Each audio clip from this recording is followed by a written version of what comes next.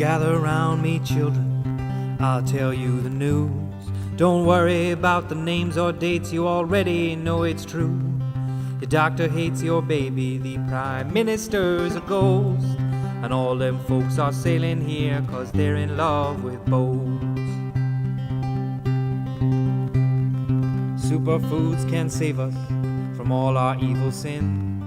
JFK and Elvis own a bar in Wisconsin.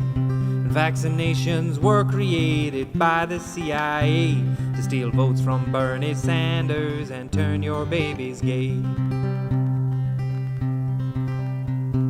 So click the link you think you'd like and get tooled for a fight against those lefty fascist communists who are leaning too far right.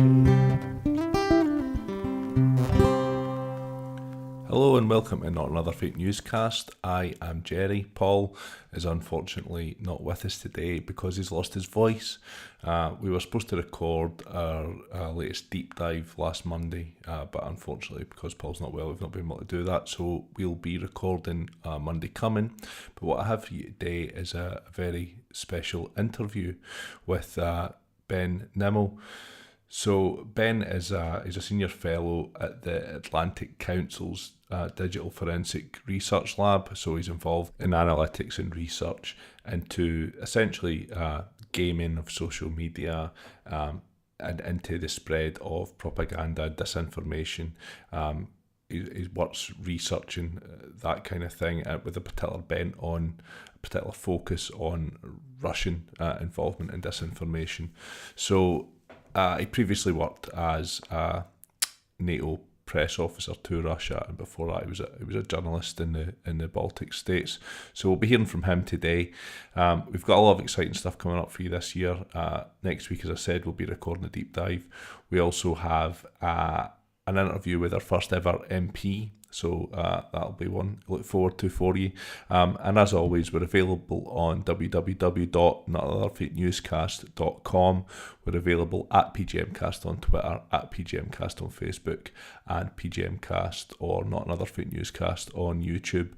You can find us at www.patreon.com/PGMcast if you're interested in donating as little as $1 a month towards making the show and growing the show as big as it possibly can be, and we really appreciate all of your emails and stuff coming through to us, or direct messages, or just tweets coming through to us and stuff like that. So please do continue to engage with us on social media. And without further ado, we will hear from Ben Nimmo. Okay, so I'm here with Ben Nimmo, who is a senior fellow at the Atlantic Council's Digital Forensic Research Lab. How are you doing, Ben? I'm doing good, thanks. How about you? Yeah, not too bad. So yeah, it's a real pleasure to have you here and to sort of talk a bit about your work and what got you involved in the field that you're involved in. So in that respect, I know that you previously worked as the press officer for NATO to Russia. Is that correct? That's right. I was based at NATO headquarters in Brussels, but most of the work I was dealing with was to do with NATO-Russia relations, NATO-Ukraine relations, and Eastern European stuff. So in terms of your career progression, then how did you kind of start out on that path, and what led you to where you are today? It's been pretty unpredictable, really. I was a travel writer back in the early 2000s. I wrote a couple of books. I traveled across Europe in weird ways. And then at a certain point, you kind of get tired of living out of a rucksack. So I settled in the Baltic States and I started working as a local journalist. This would have been around 2003, 2004. So it was a really exciting time in the Baltics. They just joined the EU. They just joined NATO. There's a lot of stuff happening there. And then after a few years working for a news agency and for local outlets, I got promoted to Brussels. So moved there in 2007 as a journalist, covering the EU, NATO, the G8, G20, big international summits, a whole range of kind of high-level stuff. And then from there, I moved to NATO, become a press officer in 2011. And my speciality was Eastern Europe and Russia because of the Baltic background. I spoke the languages. And it was a really interesting time to be dealing with NATO and Russia because those were actually the good days. This was just after the reset. NATO and Russia were actually talking about doing stuff together. There was talk of like joint missile defense, for example, and joint project to destroy the chemical weapons in Syria.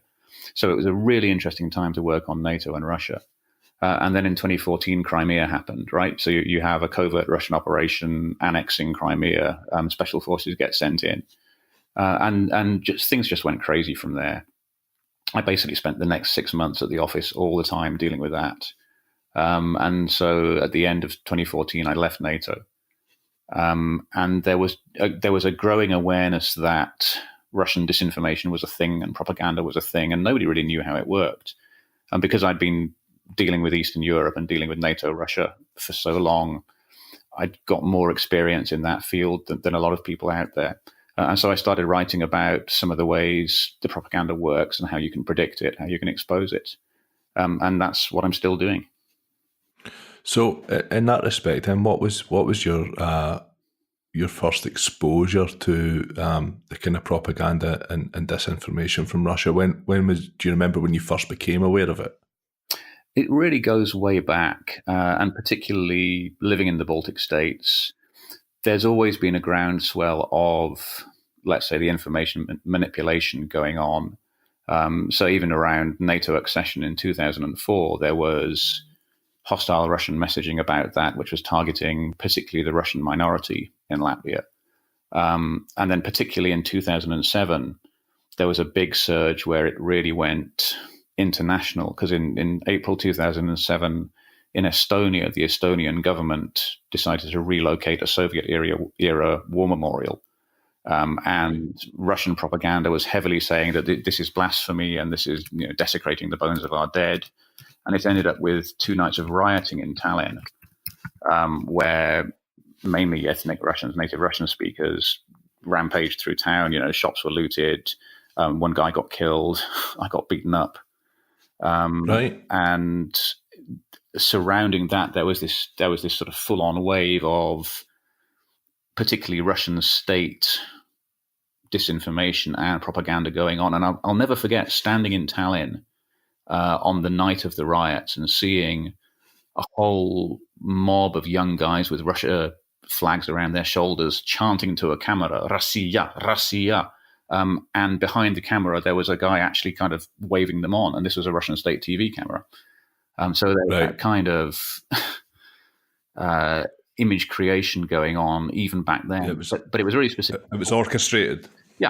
Yeah. I mean, the guys were there anyway. They were wearing the flags anyway, but there was somebody behind the camera sort of beating the time for them. Yeah. And so the big change in 2014 was really the Western world woke up to the fact that Russian influence operations were a thing, and people like the Baltic States said, well, duh, they always have been. So, going back to that time, what was their sort of preferred method? Was it mainly via TV and newspaper outlets, or was there stuff happening around the internet at that point as well? Well, this is 2007, so we're really pre-Twitter and pre-Facebook. A lot of it was broadcast TV. There was some, let's say, newspaper and website crossover. So you'd have local papers which have a website, or you'd have websites which are trying to set up as a local paper. So it was mainly happening there. And then on blog sites, things like LiveJournal, there was quite a lot going on. But the methods were the same you still see, and you can actually predict this kind of propaganda fairly simply using what I think of as the 4Ds. So basically, if for example the Kremlin is accused of a particular activity, like it might be poisoning Sergei Skripal in Salisbury, the four things you can expect they will do in reply are dismiss, distort, distract, and dismay. So dismiss, they'll try and insult you, right? So that they'll say that the Prime Minister standing up in Parliament is just a circus act. They'll distort the facts. So they'll say these guys weren't in Salisbury to poison anyone. They were there to see the cathedral, even though they didn't go anywhere near the cathedral. They'll distract you. They'll accuse you of the same thing. So when Russia is accused of hacking, they'll point to the West and say, well, you've got GCHQ. That's the same thing, right? And then they'll dismay you. They'll start talking about, well, this will lead to a nuclear war. And that was the techniques they were using back in 2007. It's the techniques they're still using now. To be fair, I've seen other actors in other arenas use the same techniques. So I don't think this is a Russian-specific playbook. I think just this is the way disinformation tends to work. And what's changed over the last 5-10 years is that they're doing it on more and more platforms. Facebook's a thing, Twitter is there, Instagram, YouTube. There are just more and more places that you can do this. Yeah, and we've kind of seen that it's far easier and far quicker to spread misinformation in the current technological situation that we're in. Social media as a fertile breeding ground for conspiracy theorists, for misinformation to be propagated, and there's certainly a lot of evidence that that's been artificially inflated in various ways, and I guess a lot of the work that you do focuses on that. That's right, and in fact, just this morning we've just seen Facebook have announced that they've taken down over 350 Facebook pages, which were being run covertly by Sputnik to give them amplification across the former Soviet Union. And a lot of the work I've done has been looking at, let's say, fake behavior on different networks. I've done a lot of work on bots on Twitter, automated accounts, troll accounts. I've done a lot of research into the original Russian trolling operation against the US, and then looking for patterns of fake engagement on Facebook. So we were covering the Mexican elections last year, and there was a guy in Mexico who called himself the king of fake news. And weirdly, he actually did like mainstream media interviews bragging about this, which is odd, because if you're really a king of fake news, you shut up about it. Yeah. But it turned out that what he was basically doing, if you looked at his own Facebook page, there were posts on there about local news in Mexico, and they were getting like 9,000 likes every time. But all those likes were coming from accounts which said they were registered in Brazil and India. And 1 or 2 Brazilians might be interested in the local news in Mexico, but 4,500 aren't going to be. Seems unlikely, yeah. It seems pretty unlikely. And so we did some digging into this, and we found that basically there were commercial networks in Brazil and in India which would sell you likes for the rate of 10,000 likes for $60. Right. And this Mexican guy was just buying them in. So his claim to be the king of fake news was totally bogus, and that's why he was advertising it.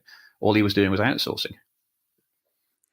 He managed to get himself on the national news, so yeah, he's a good self-publicist. That's right, and that was the fascinating thing, that he'd done interviews with CNN and with El País in Spain and with the local news, and he said that he had Mexican politicians who were paying him $1 million a month to make them trend. And if you think, if you're spending $60 to get 10,000 likes, and then you're charging a guy $1 million at the other end of the chain, you're making a pretty good profit there. Yeah, that's a decent margin. Aye.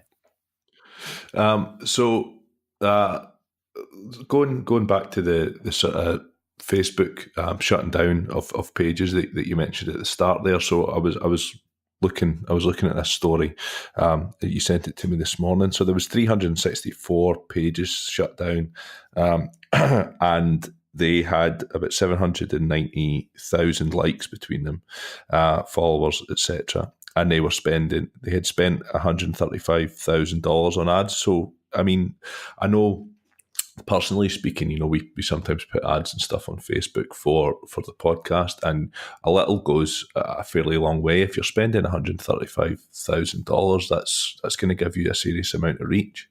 That's right. And one of the fascinating things. So this was a network of fake pages and fake accounts which covered, I think it was 13 countries in the former Soviet Union. So you've got, Tajikistan, Kyrgyzstan, the Baltic States, Belarus, Armenia, Azerbaijan, Georgia, places like that. And most of them were masquerading as special interest groups and clubs. So you had a page devoted to food in Latvia, and you had one devoted to the weather in Moldova and stuff like that. But what they were all doing was amplifying Sputnik content. So they were sharing Sputnik links, they were cross-posting Sputnik videos, they were steering people towards Sputnik, they were promoting Sputnik posts. So it was a covert promotion network for Sputnik. But altogether, it depends how you count the followers. It was on the order of 800,000. If you compare that with the official Sputnik pages in those countries, they had about 450,000 followers. So you're talking the fake pages had almost twice as much reach as the official Sputnik ones. Now that's a big of an extra amplification to give yourself. So it was a large scale operation, and yeah, I mean they were spending money on advertising Sputnik. They were cross posting videos, which is a really, really good clue for an open source researcher, because the way cross posting on Facebook works, that I can only cross post your videos if you explicitly give me permission to do it. So if you see somebody who's cross-posting Sputnik content, you know that Sputnik knows about this because Sputnik has had to give permission to do it. And this is the thing which actually led one of my colleagues to this network in the first place. She was looking at some weird pages she'd found in Latvia, and she saw that they were all cross-posting Sputnik video. And she knew that the only way you can do that is if you've got Sputnik permission. And then looking at these pages, all they were posting was scenery pictures of Latvia and then Sputnik stories. So it looked like a covert boosting operation. And eventually, working with investigative journalists in Latvia, the journalists actually got an interview with the head of Sputnik Latvia. And he said, yeah, we're doing this, but it's just normal promotion on social media, right? It's like, no, it isn't. It's amplification. That's why the entire network has been taken down. But yeah, I mean, fundamentally, these fake pages had almost double the reach of the genuine Sputnik ones. So it was a big operation. And was there anything interesting in terms of the specific stories that they were sharing? Were they specific to the region, or were the stories being shared in Latvia much the same as the ones being shared in Moldova? Was there anything which specifically related to the area that they were being shared in? Yeah, it was very much each cluster of pages was focused on the country it was targeting, if you like, because the way Sputnik works, it's got like 30 odd different language services. So there's a Sputnik Latvian service, there's a Sputnik Estonian service, there's a Sputnik Georgian service, and in each country, what you tended to get was, let's say, the Latvian focused pages would be sharing stories from Sputnik Latvia. The Georgian focused pages would be sharing stories from Sputnik Georgia. And then some of them would be cross-posting stories from like Sputnik Russian language service in Moscow. So they were quite smart at keeping it local. Some of the content was definitely political. So in the Baltic States, you had a lot of content about NATO, which was pretty negative. Had a lot of content complaining about the treatment of Russian language speakers in the Baltics, which is a long-running problem. So there was some political content, but on balance, it looked like this was mainly just straightforward promotion. You're trying to get more eyeballs on the screen. You're trying to get more people reading the wire. And I even wonder whether part of this wasn't actually so that Sputnik could then report back up their chain of command. You know, they can tell us back in Moscow, wow, look, we had like 500 cross posts and shares this week. Isn't that great? Give us a bonus. Whereas in fact, those cross posts came from the fake accounts that you're running yourself. So it's not entirely clear exactly what the mechanics were and what the ultimate target was. But it was certainly it was much more about, if you like, generic promotion than about political interference. Right. Okay. Yeah. Rather than specifically looking at like foment some sort of anger about the treatment of Russians, they were more just looking at boosting their own popularity and yeah, as you say, being able to feed back positives up the chain to say, look at the great coverage we're getting. That's right. And there was some negative political stuff, particularly about the Baltic states. But looking across this network of 364 pages and accounts as a whole, more of it was just about content promotion. And so you also spoke in, when we were talking earlier, you mentioned some of the work that had been done by the original kind of troll farming to influence the US elections. So I guess that brings us on to the Internet Research Agency. Yeah.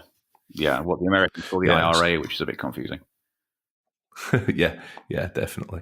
So, I mean, what were your kind of findings working in that field and looking at the outcomes of that, looking at the methods? Was it reflected in the stuff that you found in the Baltic states recently, or was there a different modus operandi going on? There was a different modus operandi going on. The Internet Research Agency, the Troll Factory in St. Petersburg, was a really huge operation. At its peak, it was employing about 900 people. It was based in a 4-story building in St. Petersburg. They were running 12-hour shifts day and night. I mean, it was a huge operation. And between about 2014 and mid 2018, just on Twitter, these guys posted over 9 million tweets, slightly more than half of them in Russian, slightly less than half in English. They were running literally thousands of accounts on Twitter, hundreds of accounts on Facebook and on Instagram. And this was a massive operation. And the really groundbreaking thing about it was the way it was masquerading as genuine Americans in order to steer genuine American communities in particular directions. It wasn't about convincing Americans that Russia was good or Russia was right. It was actually about influencing American behavior. And it was targeting very clear social groups in the US. Black Lives Matter got targeted a lot. The far right in the US got targeted a lot. Left-wing progressive Democrats got targeted a lot. The LGBT community got targeted. And for each group, there was a specific message. So for the far right, the main message was vote Trump. For Black Lives Matter, the main message was don't vote for Hillary. For progressives, the main message was vote for Bernie Sanders instead of Hillary. And there was a lot of very, very deliberate attempting to change people's voting intentions so that Clinton would lose. And the other thing they were doing, which was, I think, even scarier and even more pernicious, was they were trying to set different parts of American society against each other. I mean, God knows there's enough strife there as it is. But for example, in May 2016, the 21st of May 2016, the Russian troll farm advertised 2 events, both happening in Houston, Texas. One was a protest against the opening of an Islamic cultural center in Houston, and the other one was a counter demonstration in favor of the same Islamic cultural center. Same time, same place, same day. And you had Americans on both sides turning out to protest against each other. And the single most chilling thing I have seen from the entire Russian troll farm operation is that the Facebook posts which are advertising these things said, bring your weapons. And they did. Eyewitnesses on the ground report that people had brought their assault rifles because the Facebook posts told them to. Now, thank God nobody started firing, nobody got hurt. But if that doesn't show you the intent to get Americans shooting each other, then what the heck does? Yeah, I mean, this is actually something that we have that specific incident is something we've spoken about quite often at the kind of some of the live presentations we've done at the likes of Edinburgh Skeptics and down at the Byline Festival. And yeah, like it's incredibly pernicious and I mean, obviously directly trying to influence creating sowing seeds of division in American society. And it's straight out of the sort of playbook of Alexander Duggan, you know, that in terms of as well as fomenting the divisions in society, but also in terms of backing a candidate who was going to push American isolationist tendencies. And we know that, you know, that in terms of his foreign policy objectives, another one of those was trying to break the UK away from the EU. Yeah, that's right. And so, on that basis, is there any evidence that you've came across which has shown that Russian influence operations were involved in the political campaigns in the UK?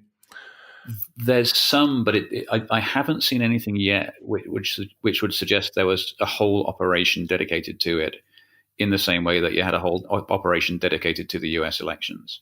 One of the things that people tend to miss is that if you read the Robert Mueller indictment in the US talking about the Internet Research Agency, the troll farm, they decided in April 2014 that they were going to target the elections in November 2016. So they gave themselves a really, really long lead time to do it, 2.5 years to stand up this operation. And that's a point that people tend to miss when they start saying, oh, wow, there's an election happening in 5 weeks' time. Are the Russians targeting it? Like, they take more time than that. We definitely saw isolated attempts. So, for example, on Twitter, On the day of the Brexit vote, the Russian troll farm was tweeting hugely on the hashtag reasons to leave EU. And there was clearly a very systematic attempt that basically the guys in the troll farm had clearly been told that day, right, boys, here's your hashtag for today. Push out everything you can on that hashtag. So there was clearly some attempt there, but that's just one day and one hashtag. And if you think of all the crazy kinds of info and disinfo that were going around throughout the Brexit campaign, one hashtag from the Russians isn't going to be enough to swing it, I would have thought. Yeah. In the same way in IndieRef back in 2014, there was certainly Russian messaging straight after the referendum saying that it had not met international standards. So you had the Russian election observer told one of the Russian news wires that the referendum didn't meet international standards because the counting hall was too large and he hadn't been able to see what was going on. And that quickly got picked up by pro-Kremlin accounts on Twitter. Now, it's not verified whether these were genuinely Kremlin-run accounts or this was other people who support the Kremlin. But there was definitely a push straight after the referendum to say it wasn't valid, it wasn't legitimate, we were robbed. And even a year later, I was just in Edinburgh and met a guy who was waving a yes flag, and he told me that he knew that the yes campaign had been robbed because the Russian observer had said so. So there was clearly some attempt at discrediting the vote, and for some people that seems to have penetrated. But again, that's after the event, right? That's not the same thing as an attempt to swing the vote beforehand. So it looks like there have been isolated incidents like that, but I haven't seen in the open source space and the social media space the same kind of massive industrial campaign that you got targeting the US election. Yeah, nothing on that kind of scale.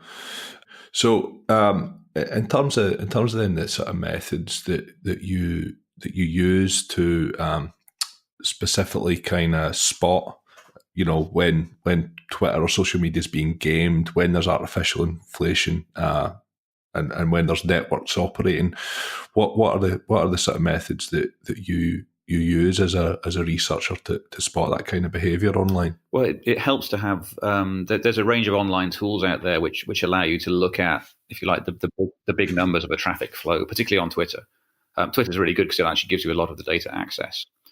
And basically what you're looking for is unusual patterns of behavior. I mean, something we see on all platforms, but particularly on Twitter. You'll get small groups who will try and effectively, they'll try and game the algorithm. They'll try and get their hashtag to trend or get their set phrase to trend, even though there's only like 5 or 6 of them involved in it, by using a coordinated network of real accounts, semi-automated accounts, fully automated accounts. I've seen this done a lot in France. I've seen it done a lot in the US, for example. You'll get maybe 4 or 5 accounts which will start dropping the hashtag at exactly the same time. Then they'll all retweet each other. They'll start posting memes. And then there's this kind of secondary cluster of what looks like human accounts, which will copy and paste the same comments and the same memes. And then you'll get a third level of automated accounts, bots, who will retweet everything that's going on. And what you've got is probably a core cluster of 5 or 6 people with maybe a few dozen supporters around them, and then a network of bots. But they'll be able to generate anything up to about 50,000 tweets in a couple of hours. I mean, they can push out massive volume, and then that will make the hashtag trend. But the thing is, any way they do it, they're going to leave traces. So I mean, there was a really outstanding case in Mexico where there was this king of fake news we talked about. He made a hashtag trend so he could impress a journalist. And if you look at the numbers, that hashtag got about 2,700 posts in the space of less than an hour, which is a sudden surge in traffic. But if you actually run the analytics on it, all that lot came from only 200 accounts. So just on average, each account is posting 13 and a half times, which is just not normal for human traffic, right? If you get a normal conversation on a big hashtag, which is genuinely viral, people will probably, the average user will comment on it once or twice, and that's it. And sure, you'll get a handful of people who'll be posting about it lots. But the average user isn't going to spend their entire day pushing a single hashtag. And so you can look at the numbers and just think, hang on, this this hashtag here is trending. It's got 100,000 posts, but it only came from 100 accounts. Well, that doesn't add up. And so that tells you need to start looking at why is this thing getting so much traffic. Something else we saw after the murder of Jamal Khashoggi last year, the Saudi journalist. There was a huge spike in bot activity on Twitter, pushing hashtags which were supporting the Saudi Arabian regime, supporting the monarchy. And again, these were getting tens of thousands of mentions really, really quickly on Twitter. It was a huge storm. But looking at the figures, 96% of all the traffic was just retweets. And you looked at it, there was only a couple of hundred accounts who were actually writing tweets about this. And then there were thousands of accounts which were doing the retweets. And again, that's just not normal for a Twitter conversation. So you'd expect certainly half of any conversation is likely to be retweets, and maybe up to 3/4. Depends on the conversation. And you need to be fairly generous in allowing latitude for weird stuff to happen. But if you're talking 96% of all that conversation is just pure retweets, then that's a pretty strong indication that somebody's either turned on a load of bots or they're paying a load of people just to retweet it manually. And so you can look for indicators like that. And a couple of days back, I published a paper with Oxford University, putting together some of these indicators in a coefficient of traffic manipulation, a CTM. And if you put together, for example, the average number of posts per user, the proportion of traffic coming from retweets, and then the proportion of traffic generated by the 50 most active accounts, you can get a pretty accurate indication of which traffic flows look organic and which just look like somebody's been playing silly buggers, and you need to look into why the figures are so bizarre. So you can essentially pick any hashtag, and if you crunch your numbers and put it through this and come up with this coefficient number, you can tell basically what's worthy of further investigation. It's like an early warning system. That's right. And it won't tell you immediately why this traffic is the way it is, but it'll at least give you the idea there's something odd here, it's worth looking into. Whereas in this traffic flow over here, well, actually all the numbers look normal, and frankly, sometimes things go viral because they're really interesting. So it's a quick way of working out which traffic flows deserve more digging into. So I'm interested. Obviously, you were working as a travel writer, and then you moved into journalism and stuff in Russia. But it seems that you have a particular interest in the sort of technological side of things, and in the internet and in social media. So is that something that's sort of always been there from your younger days, or is it something that developed as you became more aware of the kind of weaponization of information that you were seeing? No, it's a recent development. I mean, when I was at college, I mainly studied medieval literature. My education was not in cutting edge social media. But what happened was the kind of mental progression, if you like, was after I left NATO. The first question was really, how do you understand and predict primarily Russian disinformation? And that's where I came out with the 4D model. But then once you've solved that problem, the question is, well, how does this stuff get spread? And you start off looking at websites, and you start off looking at, if you like, the official channels, and seeing what is it that's actually pushing the message out there. And then, particularly in 2016, there was the analytical community actually started ringing the alarm bells about Russian interference really, really early on in the year. I mean, it was becoming clear already in like February, March 2016. That the Russian state media had picked their candidate, or picked the candidate they didn't want, which was Hillary Clinton, and they were going all out to undermine her. But then there was more and more reporting on the social media side of it, and particularly the bots to start with, and then the trolls. And so, if you like, the mental progression was, okay, we know how it works. Now we've seen how the overt side works, like the state-sponsored media and stuff. But then beyond that, there's another whole ecosystem, which is the social media side, where there's all kinds of murky work going on. And it's one of those fields where once you get into it, you never get out again. There's always something new. There's always something interesting. There's quite often something really funny. You spot stuff online and you just think, how the heck did that happen? Who thought of that? And a classic example would be there was a network of bots I found on Twitter last year, automated accounts, medium-sized network, about 90,000 accounts in it. And actually, their purpose was fairly boring. They were trying to steer male users towards pay-per-click pornography sites. So kind of half of what they were doing was posting bikini shots with messages to the effect of, hey, honey, to see more, click on this dodgy malware link here. But you could see that the bot herder had thought, if all I do is post photos and links, then the Twitter algorithm is going to work out that's a spam bot. They're going to take it down.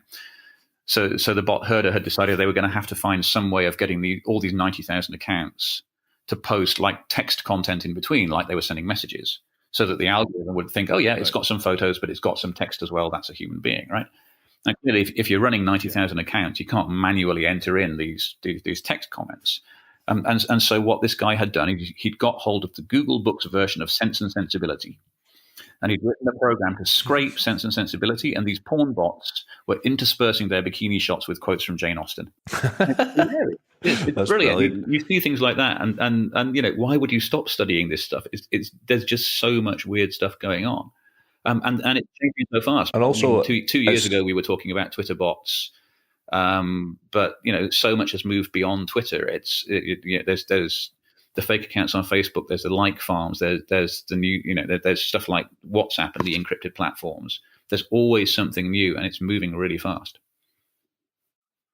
Yeah, it's also a great excuse if you ever get caught off the wife, And honestly, sweetheart, I was just doing some research on Twitter bots. That's all that's going on. Not here. Safe for work is definitely a thing in this field. You need to make sure you are documenting why you are studying this stuff. I'm interested then in terms of the sort of specific interference in the US election. At what point did you as an individual become aware of that? So I spotted it in spring 2016, and that was from looking at the Russian state channels, so the overt ones, and they were pushing strongly on the claim that the whole election was going to be rigged in favor of Hillary Clinton, and that Google was going to be part of it. And there was this whole story going around that Google was rigging its autocomplete search suggestions in favor of Clinton, so that it was suppressing nasty suggestions about Clinton and only making the good ones. And the Russian state media started pushing that way back in early 2016. The sheer scale of the Twitter operation and the Facebook operation only really came out in 2017. And the hugely important thing to remember, the main reason we know so much about the workings of the Internet Research Agency, of the Russian troll farm, is because real Russian journalists actually went in there. And some of them actually brought out lists of which accounts the troll farm was running. That was where the whole avalanche of revelations about the troll farm really got moving. And it's quite amazing if you look at what the real Russian journalists did. So the troll farm was set up in July 2013. By the end of August 2013, the first investigative journalists in Russia had already been in there posing as job candidates and had already started reporting on it. So to the Russian journalistic world, when America turned around in 2017 and said, "Oh my God, Internet Research Agency," the Russian reply was, "Well, where have you been? We've been writing about this for 3.5 years already." And it's huge credit to the Russian journalists that they managed to do this. And that was sort of mid to late 2017. A Russian station called RBK got hold of a list of the accounts, some of the accounts that the troll farm was running. And that was the really big wake-up moment when people realized that they were running just one Facebook page alone had 330,000 followers. And just realizing the sheer scale of the operation, that was really what broke it out. And I suppose a lot of people aren't entirely appreciative of the fact that, to do that kind of journalism in Russia, you're putting yourself in a line of danger potentially. There's a much bigger risk to being an investigative journalist in Russia than there is, in the UK or elsewhere in the Western world. That's absolutely right. You've got to have serious balls to be an investigative journalist in Russia, because it is a scary job, and people end up dead. In the West, the worst you're likely to get is online harassment and threats, but in Russia, the threats are real. Well, speaking of online harassment and threats, Ben, I guess you've kind of been subject to a little bit of that yourself in recent months. Is Yeah, that fair to that's say? fair to say. I mean, it comes and goes, and unfortunately, it is part of the territory. Once you get into this kind of field, part of what you're doing is exposing bad actors on the platforms, and the bad actors don't like being exposed. So, I've had various various attacks. I mean, there have been threats before now. I've been proclaimed dead online, and had that amplified by thousands of bots, which was quite interesting. And I've had various, smear campaigns run against me by various parts of the Russian information machine. It's not nice, and it's certainly not the best part of the job. But the sad truth is that it's part of the territory, and there are many parts of the world where it's a lot worse. If you look at what journalists go through in Russia or the Philippines, places like that, it's really nasty.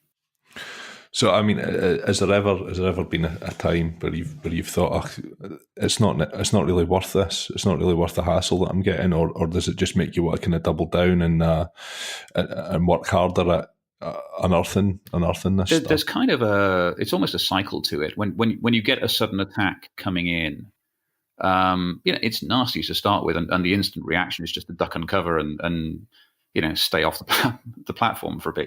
The trolls can only actually get to you if you're going to bother to read their posts. So there are days when you think, you know what, I'm just not going online today. And in fact, one of the best things I've done is I've deleted the social media off my phone, so I can only see them when I'm on my laptop. And at the end of the day, I'm closing my laptop, and it's kind of like closing a box. And you just think, yeah, the trolls are still in there, but you know what? They can't get out. So there are days when you just want to shut the thing down and think, yeah, I'm not dealing with this today. But then at some point, it makes you angry, and you think, right, you're trying to mess with me simply because I am doing my job. Well, I'm going to do my job even more. And the classic example of that was in August 2017. My team and I reported on, let's say, the narrative crossover between Russia and the far right in America around the whole, the Charlottesville demonstrations, the Charlottesville neo-Nazi march. And we got heavily targeted by a network of bots, which had, at its peak, it had about 200,000 accounts in the network. And what these bots were doing was they were basically acting as a kind of spam attack. So they created a post which said that I was dead. They created a clone account of my boss and tweeted from that clone account that I was dead. And they used like 25,000 bots to amplify it. And then they used a whole ton of more bots to amplify the amplification. And they tagged every one of my team and some of the journalists who reported on us in the post. So for that day, my Twitter notifications were just melting down with the message that I was dead. Yeah. And to start with, that's quite alarming. You see your own picture with RIP on it, and you think, "Whoa, okay." But at a certain moment, you just think, "Right, you guys are messing with me. I'm going to mess right back." And it turned out that by looking at this botnet in a bit more detail, I managed to work out what words they were actually reacting to, what words that the bots would then retweet. And I tested this a couple of times, and I ended up writing a tweet with the keywords in it and then copied the @Twitter support. And @Twitter support are the guys whose job is to deal with bots. So I posted that tweet, and I had like 2,000 retweets in the first 2 minutes. And I thought, right, I've got you. And then I just went to bed because it was sort of 1 o'clock in the morning already. By the time I woke up, that tweet had 86,000 retweets. And then during the course of the day, the number kept on dropping by like 10,000 retweets at a time, because every single bot which had retweeted me had therefore shown themselves up in the Twitter support notifications. They basically handed themselves into Twitter's bot killers. And by the end of the day, about 75,000 bots had been taken offline because of that. So you get moments like that where you think, right, if you're going to mess with me, then I am going to do my damnedest to mess right back. And sometimes it works. That's pretty good. Using their own technology against them, but yeah, I mean it's kind of psychological warfare at that stage where they're and threatening, I guess, as well. There's a sort of implied, thinly veiled threat there when they're posting stuff like that about you. So it can't always be easy to deal with. I mean, obviously, in recent weeks, there's been instances of doxing and stuff of your personal details, which I'm not gonna name any of the specific blogs or bloggers because I wouldn't want to give them the oxygen of publicity. But again, that's obviously going to have an impact on your personal life. And there's also been quite a lot of chat about the specific work that you had previously done for the Integrity Initiative and the Institute for Statecraft. I mean, I've seen it on various occasions on various tweets every day about how you work for the Integrity Initiative and you work for the Institute for Statecraft. So what is the reality of that situation? So in late 2015 through to the end of 2016, I worked for the Institute for Statecraft, which is a small think tank in London. And if you think back to sort of late 2015 in particular, it's kind of a year and a half after the Crimean annexation. People have caught on to the fact that Russian disinformation is a thing, but there wasn't really actually a whole lot of collected analysis in one place about what it was and how it worked. There were different people in different places writing about this stuff, but there wasn't really a sort of central repository of everything you need to know about Russian disinformation in one place. And so during 2016, the Institute for Statecraft set up as a project the thing called the Integrity Initiative, which basically started out as the idea of having a website and a Twitter feed saying, right, here is research and writing on the whole Russian disinformation nexus. Let's try to bring it together in one place so there's a one-stop shop where people can find it quickly. And I was involved in helping to set up that idea back in 2016.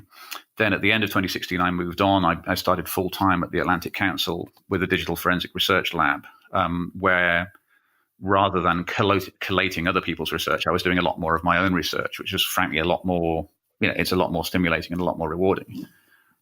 So as far as I was concerned, as of the end of 2016, I left Statecraft and moved on to the Atlantic Council. And Statecraft kept on going, and they kept on running the Integrity Initiative. And all this was entirely overt, right? I mean, I was published by Statecraft on their website when I wrote stuff. I was published by the Integrity Initiative on its website. So it's not like anything was being hidden. Yeah. But fast forward a couple of years to late 2018, and the Institute for Statecraft got hacked by unknown hackers. I haven't seen any of the forensics to prove who it was. But very quickly, the documents which had been hacked were leaked online and very rapidly picked up by the Kremlin media.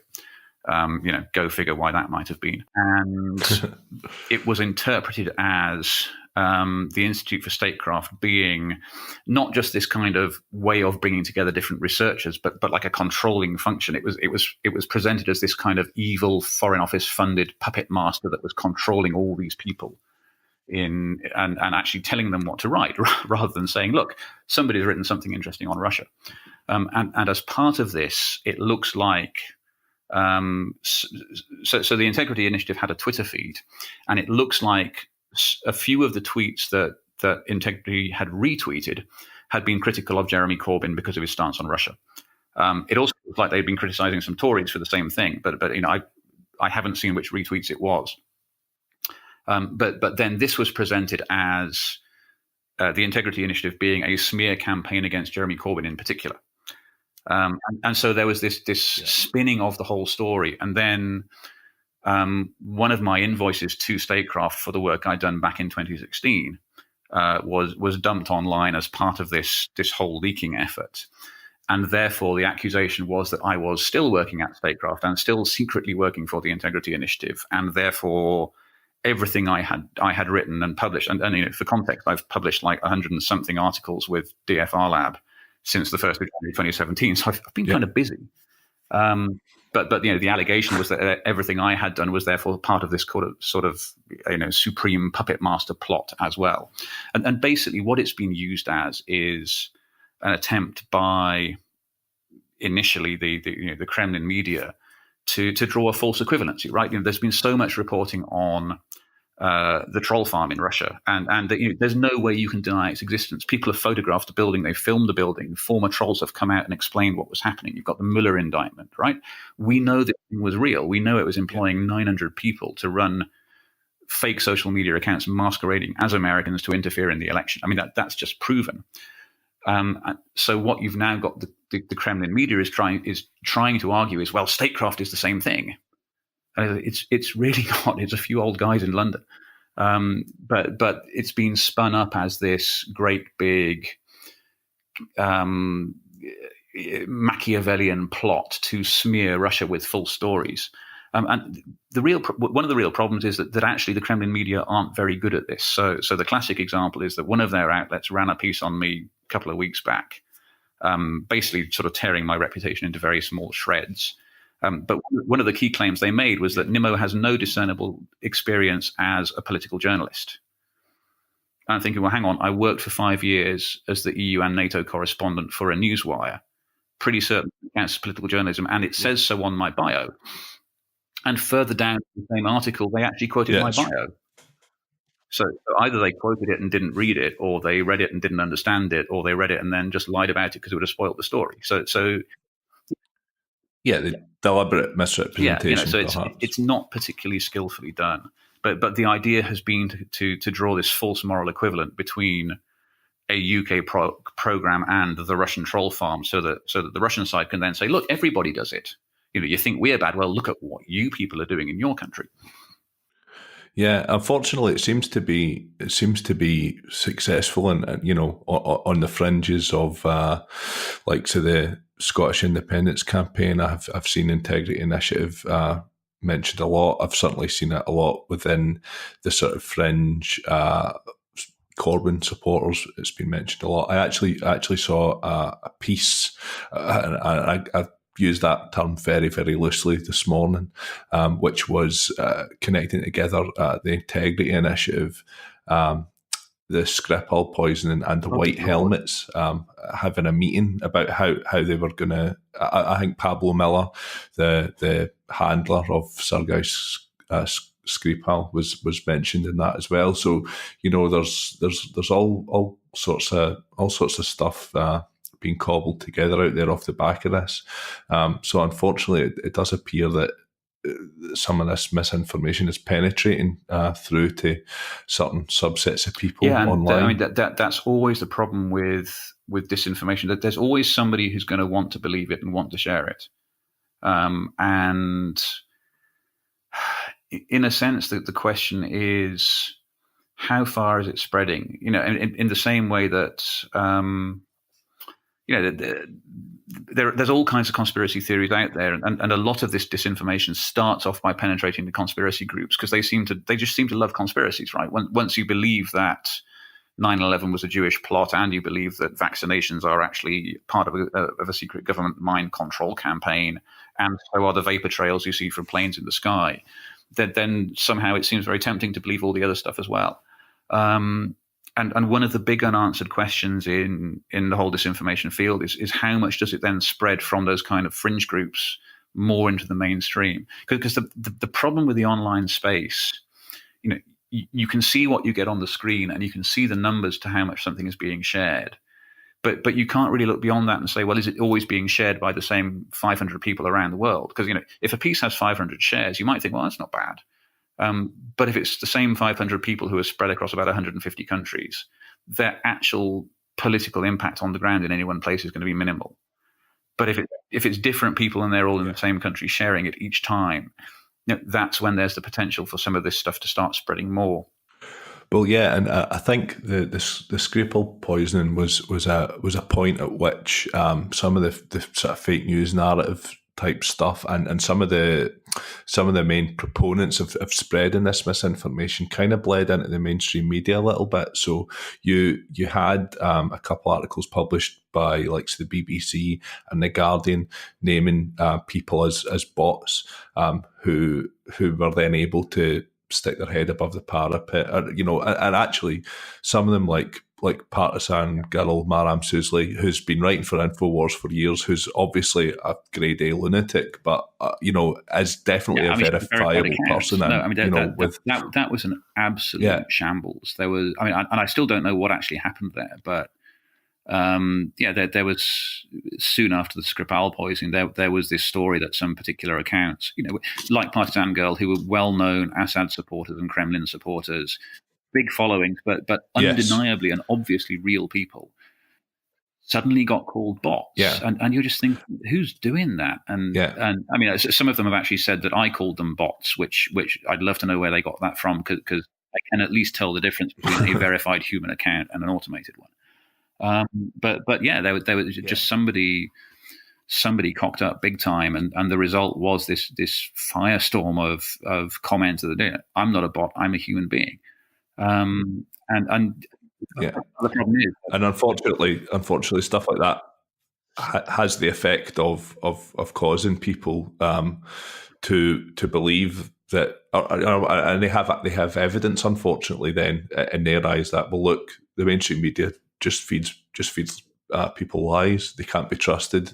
They're wrong about this. What else can they be wrong about? And you just end up, this maelstrom of misinformation, which in their eyes is kind of justified by a misstep in reporting. We need our journalists to do a little bit better than that. I mean, the really basic stuff, like knowing the difference between a bot and a troll, it's stuff to people who actually deal with this every day. It's just, what the difference is, but clearly in the public there isn't enough of an understanding what the difference is, and there's a real need for education. I see politicians will start getting trolled, and they'll reply, "Oh, look, there's another Russian bot," and I'm just thinking, no, if you're having an argument with it, then it's not a bot. It's not an automated account. It's a human being. You might not like them, and depending on exactly how they're behaving, maybe they're a troll, but it's not a flipping bot. So there's a real problem with education there, and there's also, you're right. I mean, there's this big problem with the attacks on the MSM, the mainstream media, and this weird kind of perception that all the mainstream media are singing from the same hymn sheets, like the Guardian and the Telegraph would agree on anything, right? But therefore, you can't believe any of them, so you can only believe somebody who is telling you something radically different. And it's almost like radicalization, that some of these disinformation sites, they will very deliberately tell their readers, come to me, I'm the only one you can trust. Don't believe anybody else. Don't believe anything else they tell you. It's very similar to what sort of jihadi radicalization does. You shut people off from all their other sources of comment or analysis. You shut them in this little bubble, and then you can start feeding them pretty well whatever you want. Yeah, it's right. Cultish behaviour.